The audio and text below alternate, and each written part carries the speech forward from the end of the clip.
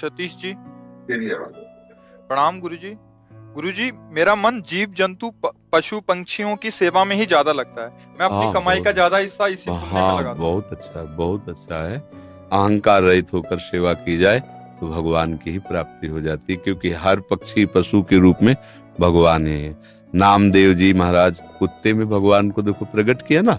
भगवान एक बार श्री एकनाथ जी महाराज गंगोत्री से गंगा जल लेकर बहुत से भक्तों के साथ रामेश्वर चढ़ाने जाते थे।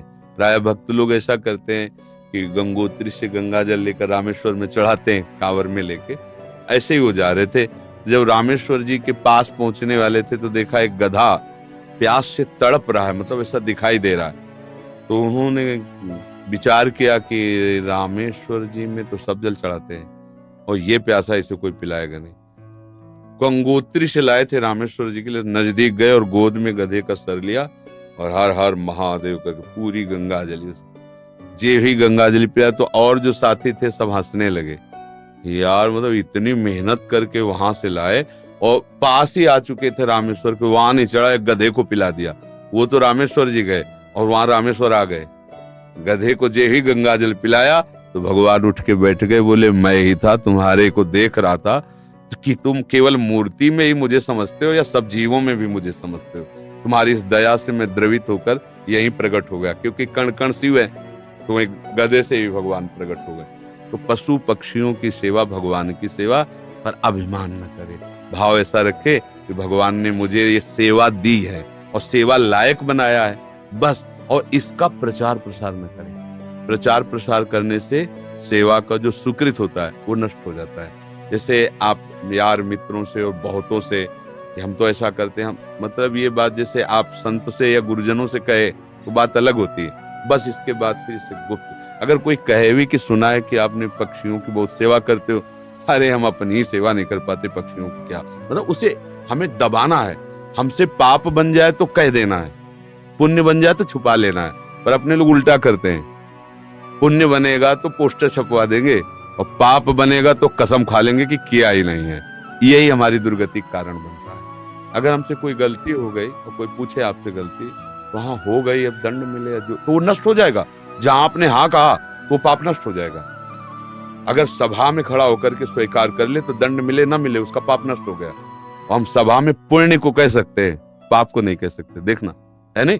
तो अपने इस पुण्य को छुपाओ और पशु पक्षी में भगवत भावना करो। जब उनको दाना डाल रहे हो या फल जो भी, जैसे पशु पक्षी हो, तो भाव करो, हे भगवान आप इन सब रूपों, और बढ़िया पुण्य बन जाएगा और बड़ा लाभ मिल जाएगा। हे भगवान आप इन रूपों में आके सेवा स्वीकार, नाथ हम पे प्रसन्न रहो कि हम सदैव आपकी सेवा करते हैं। भक्ति हो गई, इसी से भक्ति हो गई। सब में भगवान के दर्शन की भावना बनने लगेगी, ठीक है। पर कभी गलत धन कमा के सेवा की भावना मत रखना। मान लो चलो 1 लाख रुपए हम गलत करके ले रहे हैं तो 10,000 की सेवा, वो ठीक नहीं है। ईमानदारी से कमाओ, धर्म से कमाओ, और फिर उससे अगर 10 रुपए की भी सेवा करोगे तो बहुत बड़ी सेवा मानी जाएगी। 10 करोड़ सेवा बेईमानी से वो तुम्हारे लिए बिल्कुल बेकार है। और 10 रुपए गरीब की 1 रोटी जितना पुण्य देगी ना, राजा का उतना पूरा धन का खजाना नहीं, क्योंकि वो मेहनत से करके, और 4 रोटी में 3 में परिवार चलाया, अपने हिस्से की दे दिया दूसरे को, बहुत बड़ा दान हो गया। तो दान का ये भी स्वरूप समझना है कि गंदे आचरणों द्वारा, बेईमानी द्वारा नहीं, धर्म से कमा करके। एक बार राधा बाबा ने भागवत सुनी, एक ब्राह्मण आते थे, श्रद्धा से सुनाया। अब दक्षिणा देने की बात आई तो बाबा ने, काम तो सन्यासी है, क्या दक्षिणा दे। आज बड़े बड़े लोग बैठे थे, जिसके पास पवित्र धन हो 100 रुपया हमें दे दो। किसी की हिम्मत नहीं निकालने की, क्योंकि बाबा बिल्कुल सत्य पे प्रतिष्ठित महापुरुष। अब पवित्र होना चाहिए, इन्हें दंड मिलेगा। किसी की हिम्मत, एक घास खोदने वाला बगीचे में जो काम करता है, दौड़ के आया, बाबा हमारा पवित्र है। वह कैसे तेरा पवित्र? बोले घास खोदता हूँ, मुझे कोई 1000-2000 ले मिलते, 100 रुपया तो हम दे देंगे। बोले हाँ तू दे। 100 रुपया लिया, पंडित जी को देखे, ये है दक्षिणा। हाँ ये 100 रुपया 100 करोड़ की बराबरी बिल्कुल नहीं हो सकती। वो 100 करोड़ बेकार, वो 100 रुपया अच्छा। धर्म से कमाओ और धर्म से सेवा करो, ये भगवत। डॉक्टर हिमांशु सूरी जी, बठिंडा, पंजाब से।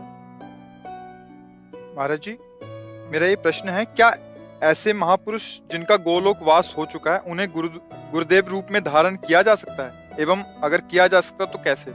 7 वर्ष की आयु से ही संकीर्तन सम्राट स्वामी श्री मुकुंद हरि जी महाराज जी के भाव भजन गा रहा हूँ और उनसे बहुत प्रेरित हो और उन्हीं को अपना गुरु माना है। तो उनके वचनों का पालन करो, वो जो आज्ञा किए हैं जीवन में कभी तो बोले ही है ना।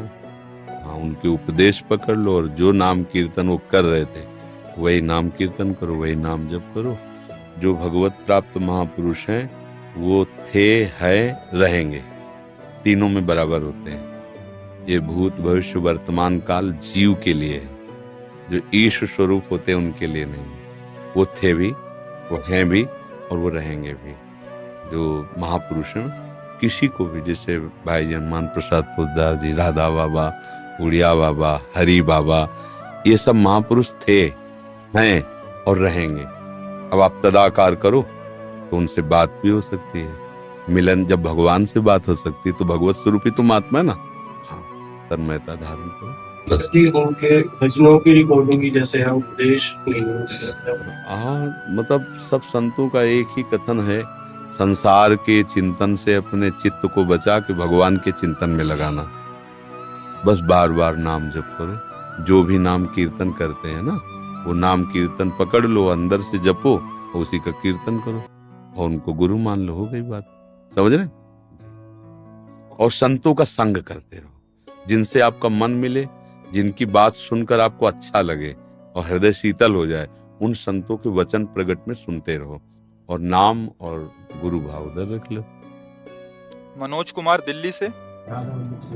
सतगुरुदेव भगवान, आपके चरणों में कोटि कोटि प्रणाम। गुरुदेव भगवान, पराये सभी शिष्य अपने गुरुदेव का मानसिक चिंतन करते हैं, लेकिन गुरुदेव वो परम सौभाग्यशाली शिष्य कौन से लक्षणों से युक्त होता है जो कभी कभी अपने गुरुदेव के चिंतन में भी आ जाता है? जिसका अस्तित्व खत्म हो जाता है वो कभी कभी नहीं, वो गुरुदेव में ही हो जाता है। जब तक शरीर और शरीर के भोग और शरीर संबंधियों से अपनापन है, तब तक गुरुदेव को हमने माना है। जैसे सांसारिक किसी को हमने पिता माना, माता माना, रिश्ते नाते मान, उसी में एक और नाता मान लिया, गुरु। अब जिसने अपना अस्तित्व अहम में टिका होता है, जिसने अपना अहंकार गुरु जी के चरणों में दे दिया, अब जैसे आपकी आज्ञा वैसा ही हमारा जीवन है। आपका कृपा कटाक्षी हमारा मोक्ष मूलम गुरु कृपा। जिसने गुरुदेव को अपना अहम देकर सतत उनकी आज्ञा पर चला, तो गुरुदेव को चिंतन नहीं करना होता। गुरुदेव उसके हृदय में बैठते हैं, वो गुरुदेव के हृदय में सदैव रहता है। भगवान अपनी भक्ति के लिए कहते साधु हृदयमयी हम, साधु नाम हृदय। मैं उनका हृदय हो जाता हूँ, वो मेरा हृदय हो जाते हैं। और सही पूछो तो वो गुरु स्वरूप ही हो जाता है। सच्चा शिष्य वही जो गुरु स्वरूप हो गया। जैसे प्रियालाल जिसको अपना परिचय दे देते हैं तो प्रियालाल मैं हो जाता है, उसमें कोई अंतर नहीं। जानत तुम्हें हो जाई, सोई जाने जेहि देहु जनाई। जिसे वो जना देते हैं वो उन्हीं के मैं हो जाता है। ऐसे गुरुदेव का सच्चा शिष्य वही है जो गुरु स्वरूप हो जाता है।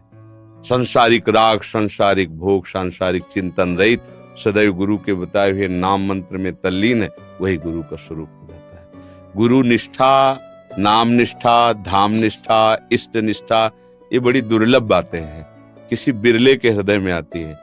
और ये निष्ठा आ गई तो निश्चित वो उसी को प्राप्त हो जाता है जिसकी जो, जैसे अभी हमारी शरीर निष्ठा है सबकी, तो हमें भोग की चाह है, मान की चाह है, प्रियता है, संसार सारा प्रपंच है। और जिस दिन भगवान निष्ठा आ गई तो सारा प्रपंच खत्म हो गया, भगवत निष्ठा आ गई। भगवान के चरणारविंद में आसक्ति प्रेम, या प्रियालाल के चरणारविंद में आसक्ति प्रेम। पहले तो समझना है कि इष्ट और गुरु केवल कहने को दो शब्द हैं, पर्यायवाची, दो नहीं है। वही लाडली ही अपने रस का विस्तार करने के लिए हमारे जैसे शब्द बोलने वाला रूप धारण करके हमको समझाती हैं।